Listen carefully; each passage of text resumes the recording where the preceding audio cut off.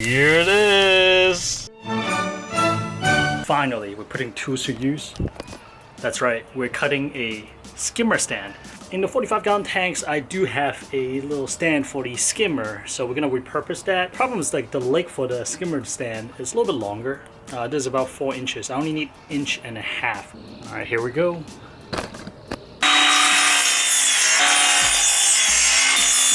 All right, guys, and that should be it. And check out my sandals. Awesome, huh? Using some Hollow Lab super glue gel. Now to speed things up, I actually got some instant set. Basically, this will cure the super glue right away, and this has been really helpful in terms of fragging and mounting frags. But there's no reason why this would not work the same.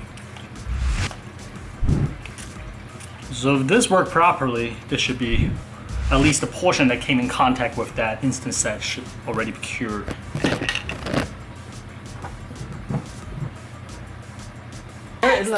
Yeah, hold on. No, just different. I would do it myself. Dyeing my eyebrows. This was my old skimmer's stand. It was a lot longer. This was built by the previous owner of the 45-gallon tank, so this is probably 15 years old. Well, I broke them apart, chopped them down to 1.5 inches. This is 1/2 inch, slapped them together, so this little platform is now 2 inches. The reason we're doing this is because this skimmer, the Vertex Omega 180i, operate best around 8 inches of water. Right now, as you can see right here, it's sitting almost at exactly 10 inches. So we need to raise this 2 inches, thus the 2 inches platform. 10 inches? 10 inches, exactly. Okay, You wished? I have not actually turned this skimmer on once, ever since I received it about a year ago. And of course, really unfortunately, the company Vertex is no longer I have a in bad business. feeling about this. Oh, today is May 4th. Funny you mentioned that. Slip this guy in here.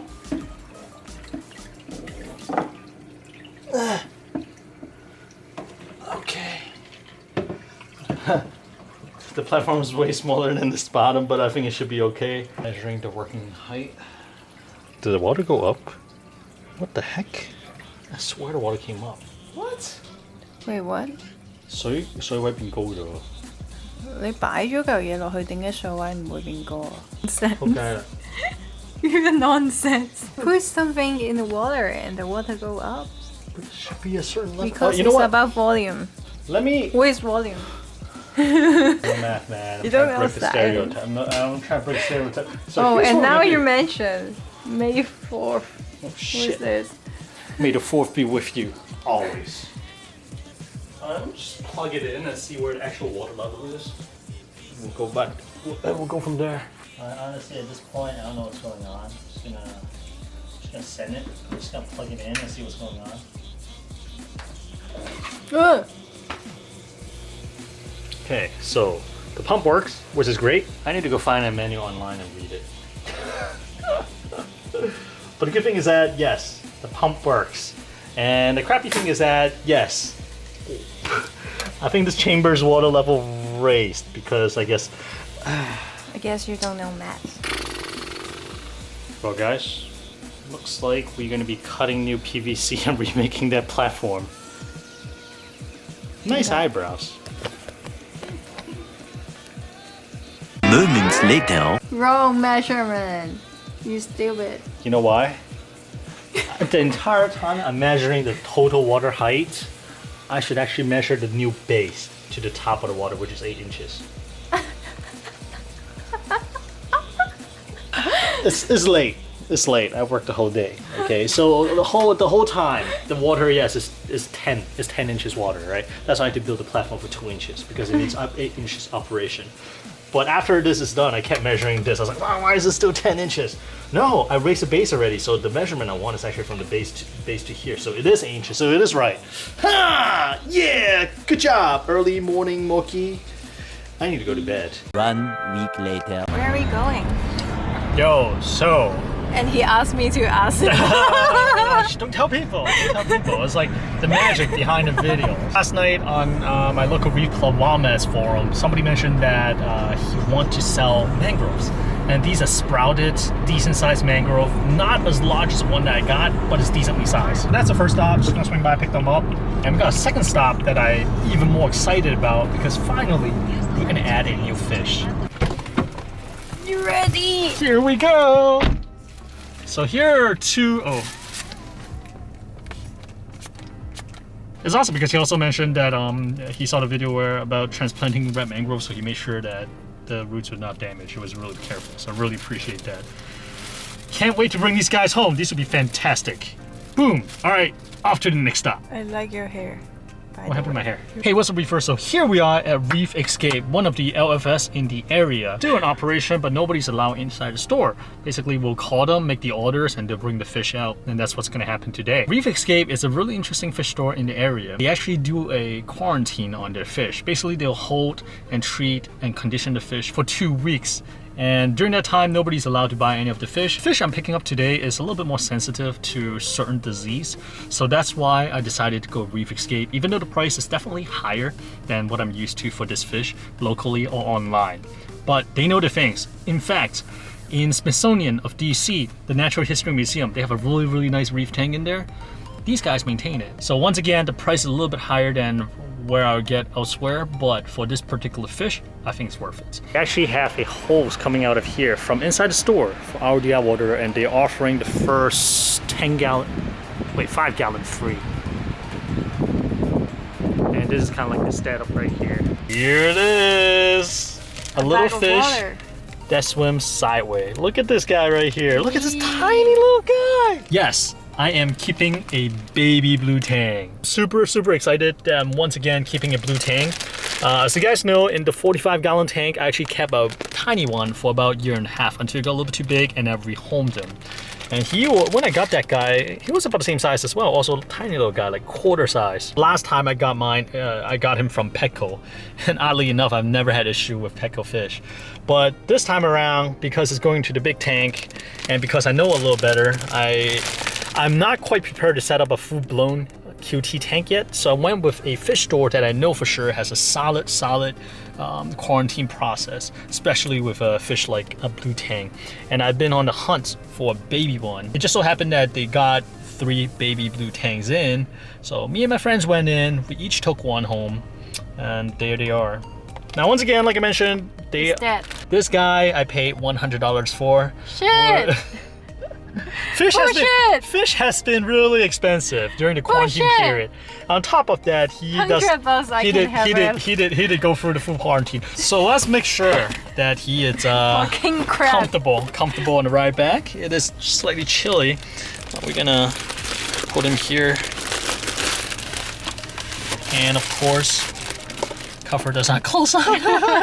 These days, if possible, I like to keep the acclimation bag inside the sump, just so that the water temperature stay consistent. We're not dripping today because I don't know where my tubes are. We're gonna do the good old-fashioned add some water every 15 minutes. These are the mangrove I just picked up from my good friend at the Reef Club. So I asked my friend Joseph, he's interested in one, so I'm gonna give him one of these guys. For the other guy, I'll either leave him in here or maybe give him a little pot and try to grow it like an actual plant. That'll be kind of interesting. Moments later. The blue tang has been acclimating for a while. You can see that he's already swimming around, so good to go. Thanks to my friend's recommendation, I turned a MP40 all the way to like 2% power, so that there's no risk of him getting sucked up. The second thing is that I'm gonna use my hand to catch a blue tang. Small enough that I won't get scalpeled by the... You got it? The bone, yep, got him. Look at this little guy. Don't jump out! And here we go. And there he goes. Jump out. And one thing I like to do when I do something He or she? is to feed the fish real quick, so the other fish will leave him alone, even though it looks like all the fish are leaving him alone. But I just want to make sure they're well fed. Something else distracting the fish while the blue tank settles in. Oh, look at this! Hey, come! Look at this! What's going on? Such a pretty girl. Oh, psh. 3 hours later. It has been a few hours, and as you can see, the blue tang is really adjusting to life really well thanks to the pair of clownfish. Look at it, just kind of hanging out together, and the blue tang has been inseparable with them the entire afternoon and now night. I just put some TDO Chroma Boost, and as you can see, the clown is already trying to eat the Chroma Boost. I think the medium size may be slightly large for this little guy, but he is mouthing them, and then as he realized that it's a little bit too big for him, he spit it back out, which is fine because I have different sizes. Flashback. Hey, what's up, Reefers? Continuing the effort to beef up the 135-gallon mold aquarium's biological filtration, namely the biomedia, the refugium. The next step is here in this box. Here's a fun little game. Without going forward and cheating, leave it in the comments. Let me know what you think is in this box right here. So once again, this is a fun little game. Just pause this video right here in the comment below. Let me know what you think is in this box right here. I'm gonna open this proudly made in the USA products with my made in Taiwan awesome scissor that's all rusted. I need a new scissor. Alright guys, so if you have guessed it's a shipment from Reef Nutrition, you're absolutely correct. So for those of you who have been following this channel, you know I have a pretty good relationship with the Copa God himself, Chad. So every single time I have a new tank up, Chad would send over some of his pots to help me seed the tank. Oh man, look at this. This is new. Fresh off the press. Reef Nutrition hat. How is that? How do I look, guys? Perfect for that quarantine hair, right? So we got some ice pack right here. It's still really cold. Oh boy. Look at this. I asked the Copa God himself to see if he can hook me up with some starter culture for this tank and the mangrove tank upstairs. And he was like, yeah, of course, man. And here are Apex pods. Apex pods are a little bit smaller than the ticker pods. These are the medium-sized one, between 100 to 700 microns. Huge thanks to Chad, the Copa God himself, for blessing me with his amazing Apex pods. I'm gonna make sure they have a good home. They'll live right in there. I like to feed my fish a variety of diets that includes like dry foods, frozen food, as well as liquid food. For liquid food, I've been consistently feeding them Reef Nutritions. Frozen food, LLS Reef Frenzies. Dry food, pellet food, I've been feeding a mixture. So in the past, I have a small bag of TDO that Richard Aficionado hooked me up with, and that has long since expired. So Chad asked if I want to try more, and of course I jumped at the chance because TDO has such a great reputation within the reefing community. As it turns out, these Reef Nutrition TDO Chroma Boost shelf life is 1 year plus. There are people pushing it to 1.5 years, 2 years with no bad results, but of course 1 year is the recommended shelf life. And the most important things for me is actually that refrigeration is actually not required, although it is recommended if you want it to last a little bit longer and fresher. With refrigeration out of the way, because I feel like dry food should be something that I can leave right next to my tank and just pick up and feed, right? If I would go for my refrigerator, I'm gonna go for the liquid food or the frozen food. And that was kind of like my biggest pain point in terms of feeding TDO back then. I thought it has to be refrigerated. So every single time I gotta run to the refrigerator to grab the pellets. But at that point, I feel like I should just feed liquid food or frozen food. But with the new knowledge that they do not actually have to be refrigerated, and I'm gonna try it out and let you guys know what I think. But honestly, I've tried it before, fish loves it. And just look at all the glowing reviews online. Pretty much speak for itself. Moments later. Alright, so I've had them floated in this tank for about half an hour or so. The temperature has absolutely equalized. For the salmon refugium, I can go ahead and just pour them in. For the display, it is recommended that I turn off the circulation and turn off the lights. And then before adding, I guess that would give the pots a chance to find a safe place before the fish devour them. Can you? Oh, you can kind of see them. They're tiny. Look at these guys. I'll rinse it a little bit.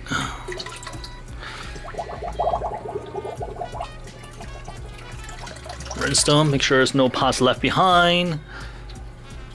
Here's number 2. We'll add them right in here. Be free, my child!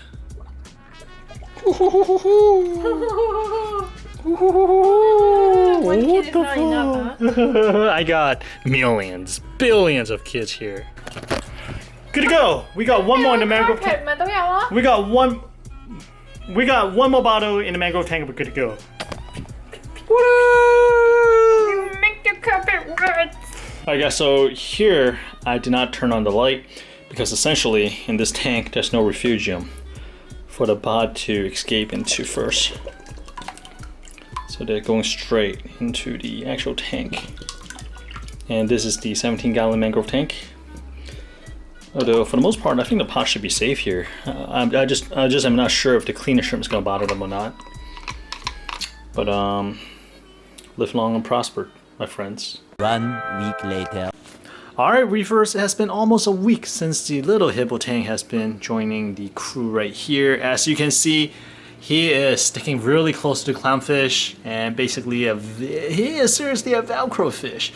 And I've been stepping up on the feeding, just want to make sure there's enough food in his little belly. And in terms of food, I've been feeding the TDO Chroma Boost from Reef Nutrition. Alright, here we go, right into the feeding ring. Look at him going at it. Yeah, this looks great. I would say the Hippo Tang is definitely fully acclimated to this tank. There are two things that makes me a little nervous. Number one, the uncovered MP40. I ordered the foam cover for the MP40 and it should arrive next week. Until then, I'm keeping it running at about 5%. Is really low water, just in case the Hippo Tang get a little bit too close. I really want to make sure it does not get accidentally like sucked up against the power head. That would be terrible. And the second thing I'm a little bit nervous about is that if you look really carefully, there's like 1 or 2 white dots on the Hippo Tang. And I've had something like this happen before to the Hippo Tang I had before. Once in a while they get like 1 or 2 little white spots, but then they always disappear in a day or two. And hopefully that is the case here, since the fish still looks really healthy and obviously going after food. And it just so happened that yesterday I also moved the cleaner shrimp from the mangrove tank to this tank, so maybe the cleaner shrimp can step in and help a little bit too, if they can kind of work out a cleaning station situation back there. But we will see, The next morning. Now it's about 2.5–3 days after discovering the white spots, doing my morning feeding. Usually I'll feed once in the morning, once at noon, and once at night, just like small portion each time. I'd rather they eat more with less portion with each feeding. So I'm keeping an eye out on the white spot, and it looks like they pretty much disappeared after 2.5 days, which is a great sign. There's still like a tiny white dot on the right side, and on the other side it's pretty much non-existent anymore. So either they were the sand stuck to the body, or somehow the fish scraped it off, or the cleaner shrimp picked it off. But whatever it is, I'll take it. Take that as a win. Keep the fish well fed, keep them healthy, and hopefully their immune system and other external forces will help combat whatever it is. Hopefully with just sand. I don't know. What do you guys think? It's their primary color gang. So we got a name for the clownfish. Obviously we got a name for the silver belly wrest called Kramer, because he keep crashing parties and crashing people's house when they're hanging out. And then we got the clownfish called Abu Abu. That's actually what my son Leon called him. ABU. I figured a female one can be the first Abu with the capital A.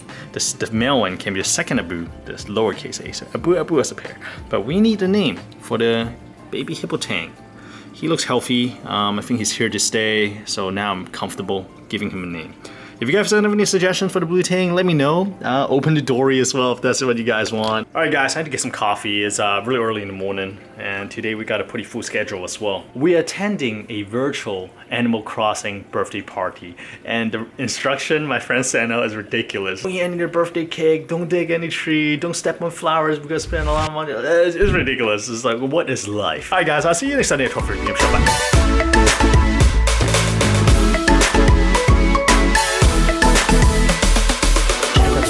Super excited to add some fish to this tank, finally. Yeah.